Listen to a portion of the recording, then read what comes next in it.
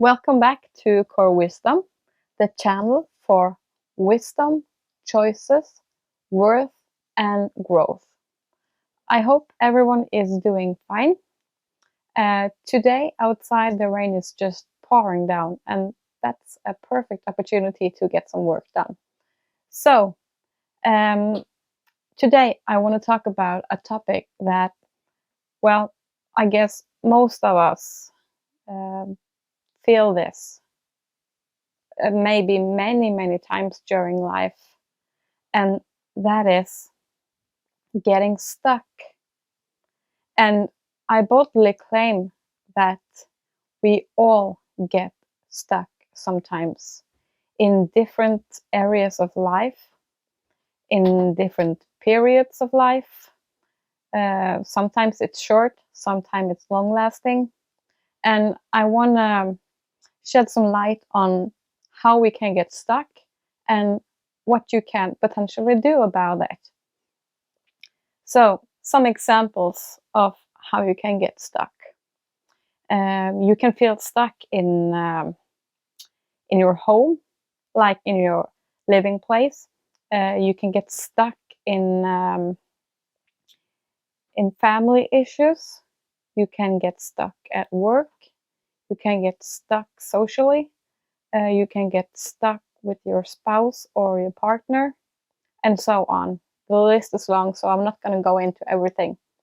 But I want to talk a little about what you can do when you are realizing that you are stuck, because it's a process to also realize that you are stuck.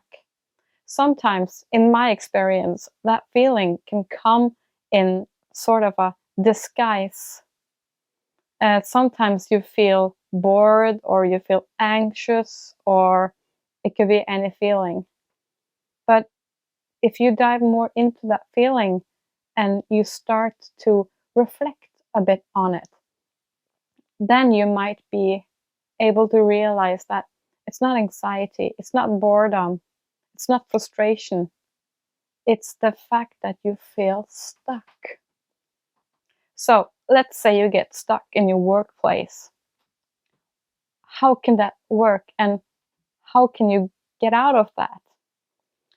The bold and drastic thing would be to change job, but most of us, we don't do such drastic choices.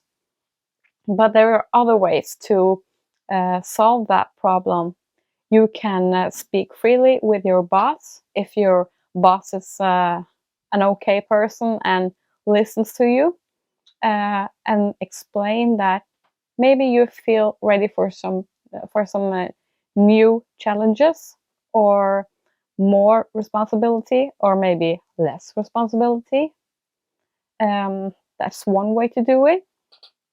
Of course, you can always quit your job, but that's not very likely for the most of us. So, and for example, in your partnership, your husband, your wife, your spouse, your boyfriend, girlfriend, whatever, you can also feel stuck in that kind of relationship. And what can you do about it? Maybe you're thinking, oh, but I don't want to leave my partner. But I'm not saying you should leave your partner.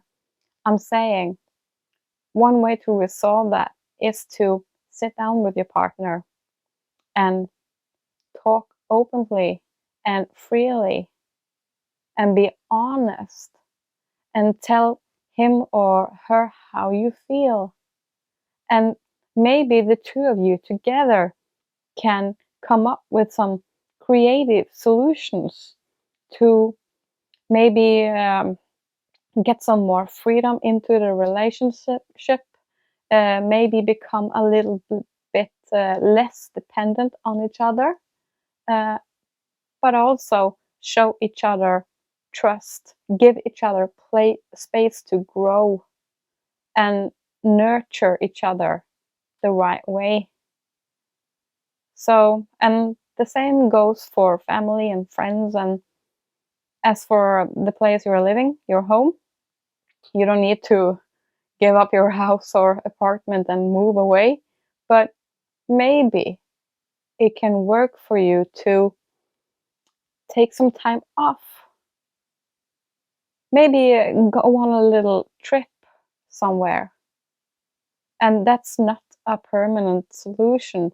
It's a temporary solution that can bring some good variations in your life and give you something different, so that when you come back home again, you appreciate everything so much more. So there are many ways to dig into that kind of challenge or problem you have with feeling stuck. But as I was saying at the beginning of the video, it may be a process to understand that you are feeling stuck.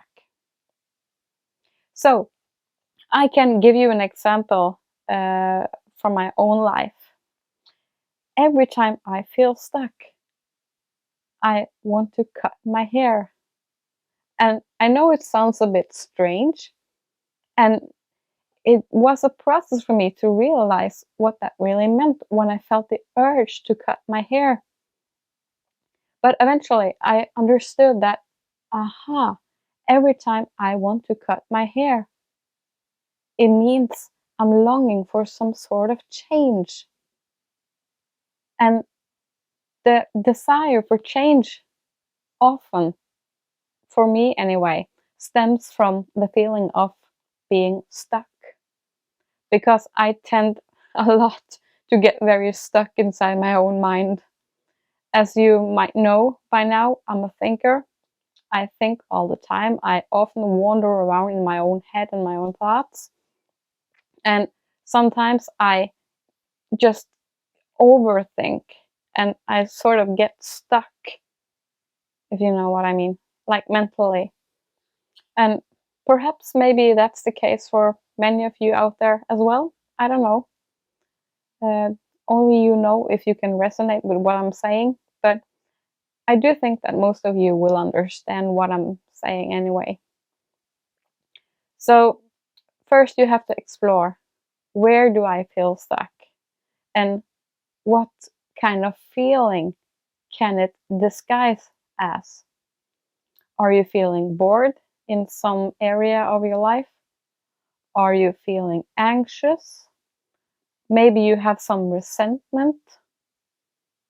Those can be indications of that the underlying problem is that you feel stuck. And when you realize what kind of area in your life you're feeling stuck, the next step is to start taking some action.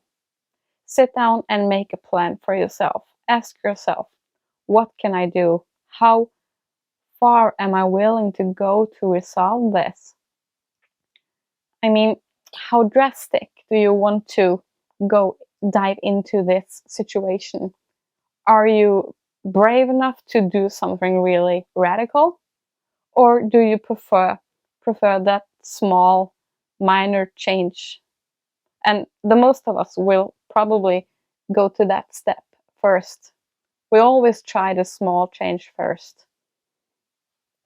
But it's just something appeared to me as I was thinking about this, and that's the thing, that it's really quite odd how we prefer many times to remain stuck other than doing something with the problem. And to me, that's the ego. The ego wants to remain stuck because that means no change. And the biggest threat for the ego is change. So very, very often, we actually prefer to stay stuck and remain stuck in some sort of situation in our life, rather than actually doing something about it. And this is a challenge because you need to detach yourself from the ego. I'm not saying to destroy the ego completely, because we all need ego. But it's important to maybe be aware of how your ego is operating in some area of your life that you're feeling stuck. And be brave to confront your own ego. Not destroy, but confront. Because when you are able to confront your ego in a situation or area that you're feeling stuck in, then you can start to make some changes. So let's say you have become aware that, okay, it's my ego. My ego wants to remain the same.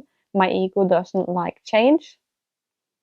But I want to evolve. I want to get further in my own process and my own development.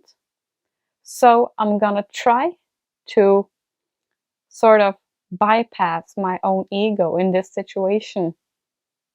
So the next step is to actually do it, because first you've been planning and you've been acknowledging where the problem is and how to dive into the solution. And the next step is taking action. And how do you take action? You have to use your plans, of course, but it's okay to not get clingy with your plans. You have to try to be open for anything that can occur along in this process. And you have to keep every door open. You have to keep your mind open. You have to keep your heart open. So it's challenging, that I can promise you, because when your ego feels threatened, it's gonna start to try to pull you back. And if you let it, you will go into an ego backlash again and again and again. So you have to be very aware when your ego is trying to pull you back in and stop you. Because it's not easy to try to bypass the ego. And it's not easy to change the ego either. So here you have some really serious work to do. And that can be a very challenging and long process. But I think that as long as you are trying and you have some sort of goal in front of you, I think it's very, very possible. Your biggest job is to hold on and not give up, to be persistent. So maybe you need to find ways to fuel yourself to be able to maintain and hold on to that process of transforming, because that's actually what you're doing. You're transforming. And when you are transforming in an area that affects you in both mind, body, and soul, it can be very, very challenging, and it can be very scary. So to hold on in that position can take very, very much from you. I mean, it can cost you a lot of strength. So you do what you have to do to be able to hold on and go through that process. And when you get to the other side, whatever you're doing, whatever your goals are, I can almost promise you that it will be worth it. And you probably will have grown so much. Because eventually, that's what we are doing here on this earth. We are here to grow, and we are here to challenge ourselves and to be able to challenge yourself in a constructive and good way, it's very important that you don't get too comfortable. You can enjoy life and you can surround yourself with comfortable things and do comfortable things, but don't remain in the same space all through life, because nothing grips you tighter than that. Dare to challenge yourself and surround yourself with people that can help you through that process and that transformation. Maybe get your own personal cheerleading crew or something, but something to get you through it. And if you don't have anyone, be your own cheerleader. Cheer yourself all the way through. Because you would never feel this urge to change if it wasn't possible for you to do it. So it is possible. Believe that and hold on to that. All right, that's just some words from me today about change and about feeling stuck. Remember, it's completely normal to feel stuck many times during your life. The thing is just that, what are you going to do when you recognize that you feel stuck? What are you going to do about it? Do you want to stay comfortable and not move on and remain stuck? Or do you want to seize that chance to grow and develop yourself? Just something to keep in the back of your mind. All right. So remember to subscribe to our channel and like our videos if you like the content. And just stay with us, follow us. Make sure that you stay alerted when we come with new content. And I wish you all a beautiful and great summer. All right, bye then.